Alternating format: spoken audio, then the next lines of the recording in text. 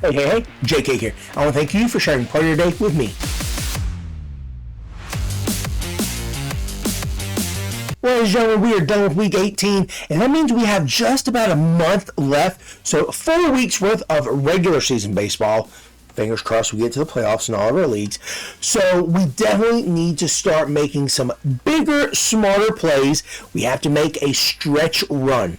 Now, I do feel confident with pretty much where we are in all cases, but I don't want to be complacent. I know I keep saying that. I know I always harp on that, especially in my categories leagues, because a week can get me from first to fifth real quick.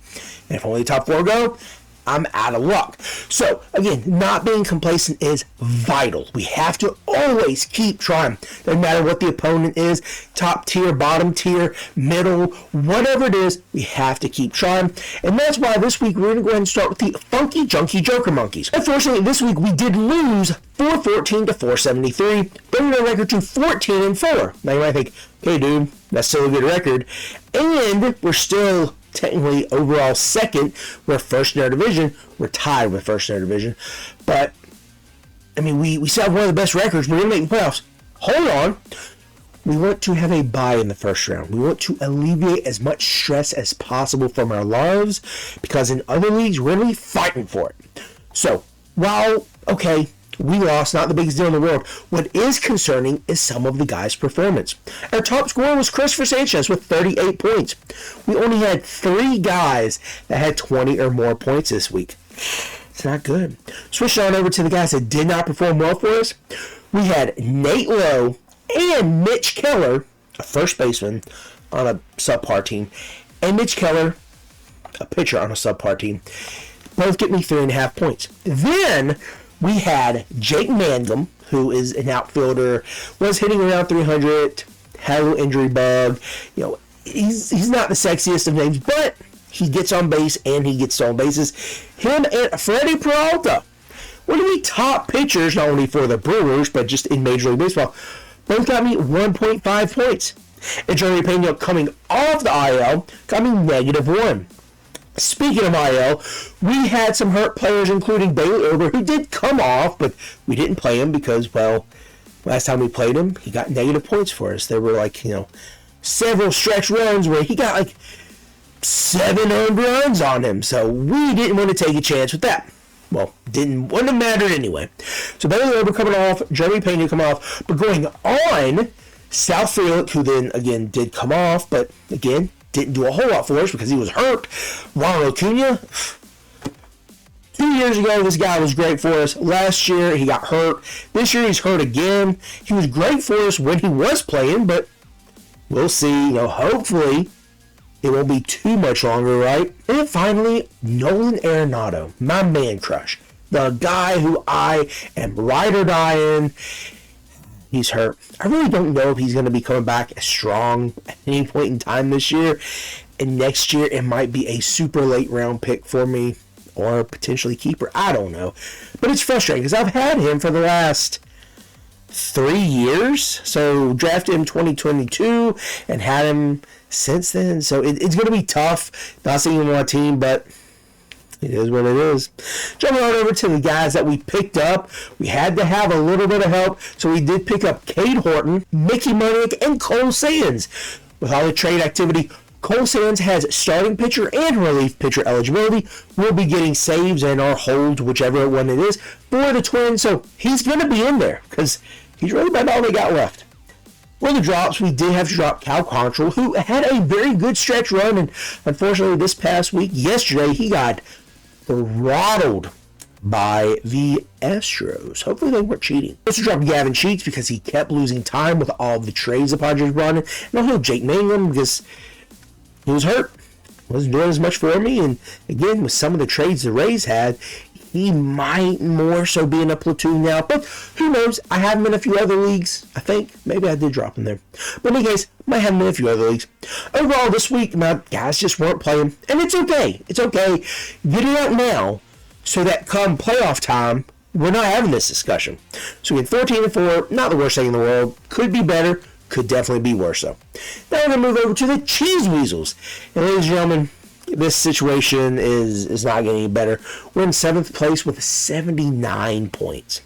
So slowly but surely, we're just continuing to lose points, and it's frustrating because I thought we'd be able to make it up with pitching, and we were doing decent jobs with the pitching, but between more blown saves, raising ERA and WHIP, and that in effect messing with wins we should get, it's unfortunate. Obviously, we're going to keep trying, but definitely need to pick it up, especially pitching-wise.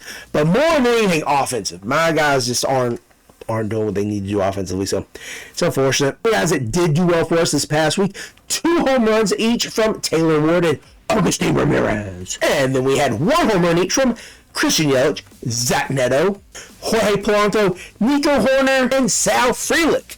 Sal Frelick, baby. On the pitching side, we had gems from Brandon Woodruff and Jesus Luzardo, wins from Seth Lugo, Spencer Strider, and Daniel Palencia, and saves from Daniel Palencia, Emilio Pagan, Randy Rodriguez, and Pete Fairbanks.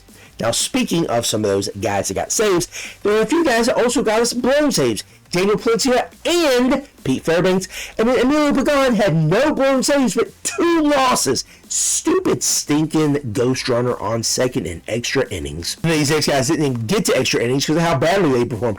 Paul Skeens, which is crazy, and Chris Bassett. I'm lucky one of my other opponents had Chris Bassett because that's the only reason I won ERA and WHIP. We went to the adds and drops. We were focusing on pitching. Chris Bassett, terrible decision. Jesus Luzardo, great decision. Seth Lugo, great decision. Randy Rodriguez, great decision. Then we get to second baseman Jorge Polanco, and it turned out to be a good decision. He got a home run for us. Moving on over to the drops, we dropped Bassett. We also dropped Lugo and Luzardo, along with Taijuan Walker and Louis Varland. That one was a tough one because he was traded to the Blue Jays and is going to get a look, at least holds. So our leverage situation could pick up a few saves here and there, but mainly holds for us. And move on to the Kent Murphy Dingers. Well, this week it was far too close. It took until Sunday to put the dagger in it to get the win, or else it would have been a freaking tie. But in any case, we did get the win, 6 categories to 4 categories. However, we very narrowly could have lost. If it weren't for Chris Bassett, my opponent's starting pitcher on Monday, we probably would have lost both ERA and WHIP because that's how bad my guys were doing. Especially Dennis Santana. Yeah. 1/3 of an inning, 5 earned runs, 135 ERA. Yeah, buddy. Yeah. Ooh. Don't worry, we'll definitely talk about the guys that didn't do well for us here in a second, but let's talk about the guys who did do well for us. We had 2 home runs each from Bryce Turang and Shea Langeliers. We also had 1 home run each from Zach Neto, Riley Green, and Christian Yelich. On a side note, we did miss home runs by Wilson Contreras, Christian Yelich, and also Jose Altuve, so that stinks. Speaking of Shea Langeliers, he got us 1 stolen base, and that ended up winning the category for us. So who knew that old Langy was going to come through in the clutch for us with a stolen base? Woo! Now we're going to move to the pitching. We had Nick Pivetta, we had Mason Miller, we had Andrew Kittredge, and we had Seranthony Dominguez. Those were the only pitchers of everyone we played. And keep in mind, we have to have at least 30 innings pitched for these categories to count. Those are the only 4 to give up 2 or less earned runs. Every other pitcher, even relievers, gave up at least 3 runs. Really? That's unfortunate. Now, if you're not familiar with my team, you're thinking, well, who are these pitchers? You might not have the best pitchers. We have Carlos Rodon, who's not been as sexy as before. Brian Wu, who definitely one of the better pitchers. And Christopher Sanchez. He gave up 4 earned runs to the White Sox. What? Also had several cold relievers, including and most notably Dennis Santana. Again, 1/3 of an inning, 5 earned runs, 135 ERA. Dang it! We also had cold hitters on top of people being hurt, Simpson and Frelick. No one really did all that great. This was a very slow week for us offensively. Thankfully, Turang and Mr. Shea Langeliers really did, they carried us with the home run, stolen base here and there. So thank you, you two, specifically, for helping us win this week. Let's go ahead and move to the adds and drops, where there was a lot of post-trade deadline relievers, trying to figure out who was going to get the saves. We had JoJo Romero, Dennis Santana, Andrew Kittredge, and Mr. Hunter Gaddis, while we dropped a few other guys, including Andrew Kittredge, Tyler Rogers, and Sir Anthony Dominguez. Now again, 10 wins, 5 losses, 2 ties. Not the worst thing in the whole wide world. This week we're playing the Rootin' Tootin' Rough Riders. Mr. Rough Rider, who did the draft with us. Very happy to see his team doing well in his first year in this league. He is 4th overall, and he is vying for a top position here for the playoffs. Hopefully we don't lose to him. Hopefully we come out with a win. Worst thing we could do is lose. But even then, that will not be a deciding factor whether we make the playoffs or not. We're still 2 or 3 games ahead of the guy, or next guy in our division. So we're in good shape. But again, a win is a win. And always the goal, because, you know, playoffs? Talking about playoffs? Yeah, we're talking about the playoffs here.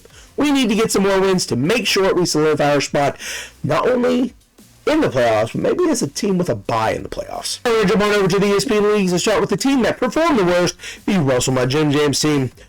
Some teams do get wins. They're very close, but they're still wins. Some teams get losses, and unfortunately it's a heartbreaker. Maybe like one category is a deciding factor.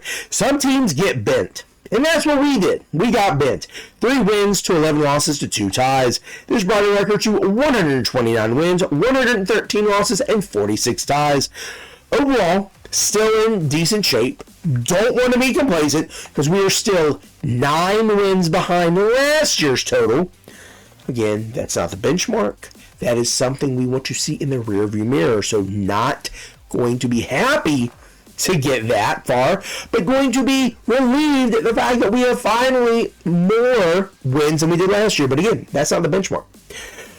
But we do need to at least acknowledge the guys who did well for us, even though we just could not get anything going. We had 2 home runs each from Yandy Diaz, Hunter Goodman, and Taylor Ward. We also had 5 guys with 2 or more extra base hits. Then CJ Abrams had to have 4 walks and 3 stolen bases, while we had pretty good outings from Nick Pivetta and Christopher Sanchez. On the other side, we had pretty bad outings from TJ Ginn, or Ginn, I'm not sure how I pronounce his last name, and Kevin Gosden. And then we had really bad outings relief-wise from Tommy Canley, which doesn't really seem to surprise me that much anymore. He's been pretty bad as of late. And then also Graham Ashcraft, who had 3 straight blown saves. Due to the adds and drops, we again were focusing on trying to get saves and holds and trying to figure out what to do at third base. So we picked up Josh Smith. That wasn't the answer. So we picked up Lenin Sosa, who has definitely been the answer. Then we went on a streak of relievers. We picked up Ryan Walker. We picked up TJ Ginn, or Ginn. I know he's not a reliever, but he has worked in relief and did not do well starting. Then we picked up Seth Halverson. Yes, I know he's for the Rockies. Why would we pick him up? I don't know. Then he got hurt, so whatever. Don't at me. Don't judge me, because you would probably be that desperate too. And the last guy we picked up was Cole Sands, because again, he has relief and starting pitcher eligibility. Now we move to the drops. We dropped Jared Koenig, or Koenig, however you say his name. With the influx of guys to the Brewers, like Shelby Miller and some other guys, I didn't know if Koenig was going to still be the guy, so I went ahead and dropped him. Also, Graham Ashcraft, because he had 3 straight blown saves. Also, Anthony Dominguez, because I wasn't sure if he was going to be the guy there anymore. And he was traded from Baltimore to another AL East team. That's kind of odd. But anyway, also dropped TJ Ginn, or Ginn, however you say his name, because he did poorly. In position player-wise, we dropped Josh Smith and Johnny LaDuca, or DeLuca, however you say his name. Yeah, as soon as I dropped him, we received hit like a double or a triple or something like that, so that stinks. So again, 129, 113, and 46. Not great, not the worst thing in the world, but we could definitely be doing worse. We're just going to have to keep fighting. This is another tough opponent this week, but again, we can't fill a fart. We have to continue to play well. These are the people we're going to play in the playoffs anyway, right? See if we can get a win here. See if we can increase our possibilities to potentially get a bye. I don't know. We could. Maybe crazier things happen. So now we're going to move to the Peach Creek Purgatory team. This week, holy cow, it was close. And I was not comfortable with it. Mainly because I thought we were going to lose. Thought we were going to lose all the way up until Sunday. And then still thought we were going to lose on Monday. Only because of stat corrections, because Was not sure if the guy was going to learn how to count. Because guess what? I was playing the commissioner, the guy who gave himself a tie and didn't give the guy last week who started 8 more guys than he should have. Didn't worry about those, but I beat him this week 851 to 831. Had he started any of his pitchers, because he was still eligible to start like 2 or 3 guys, he absolutely would have won. But he didn't, so I won. So now I am in first place overall by half a game. So let's not relinquish this, guys. Let's persevere and let's continue towards the top and see if we can repeat. I'm not gonna win. I don't want to, jinx us or anything, but that's the goal, right? Top scorer was Yoshi Yamamoto. He had 80 points. Then Framber Valdez had 53. Then we had 2 guys with 50, Brett Rooker and Yandy Diaz. On the other side, the guys didn't do well for us.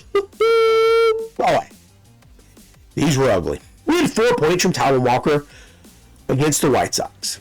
We had 0 points from Freddie Peralta against the Braves. We had negative 11 points from Tyler Alexander in relief, who failed to even get an out. Luckily, we didn't need them.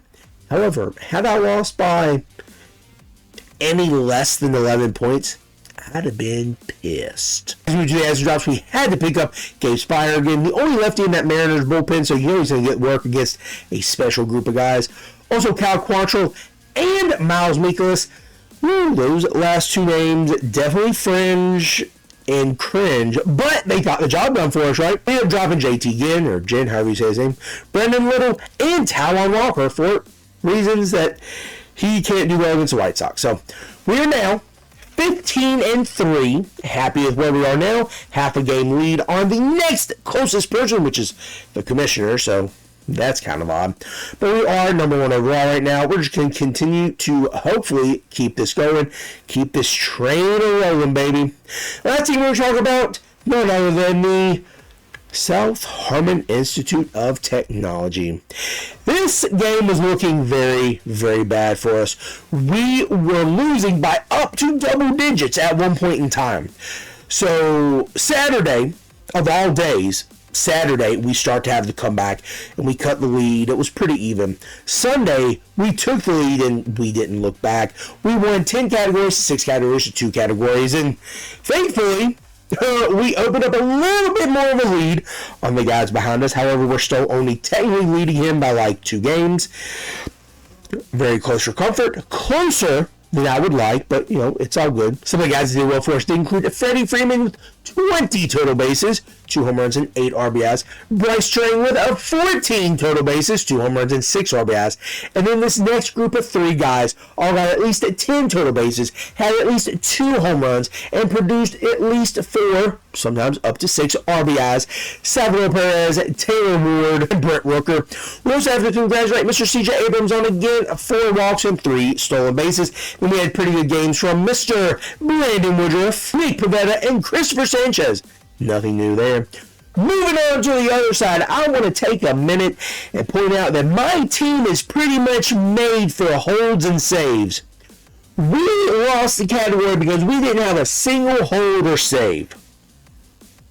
That's odd. That's very odd. We also had some less than stellar production from people at the plate. Of all people, Eugenio Suarez, the guy we just traded for in another league, didn't do much of anything. Yandy Diaz also had a cold week. I know I missed a home run from him, so that's pretty unfortunate too. But, he was not doing well for me. So we also had 2 guys get hurt. South Florida, Nolan Arenado. Love Nolan Arenado, but hey, man. Getting old, buddy. We also had a bad start from Tyler Glasnow and bad outings from Cade Smith, Will Vest, Louis Varland, and Brian King.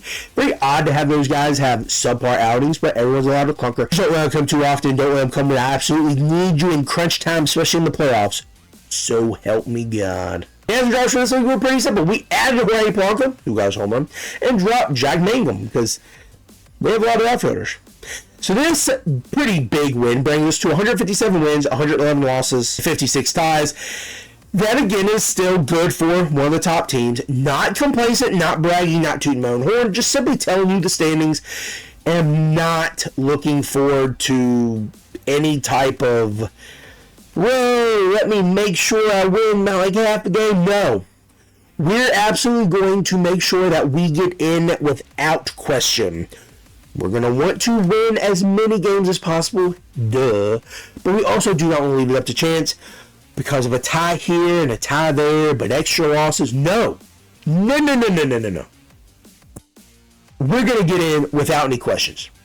Let's go ahead and move to the guys I think you should add.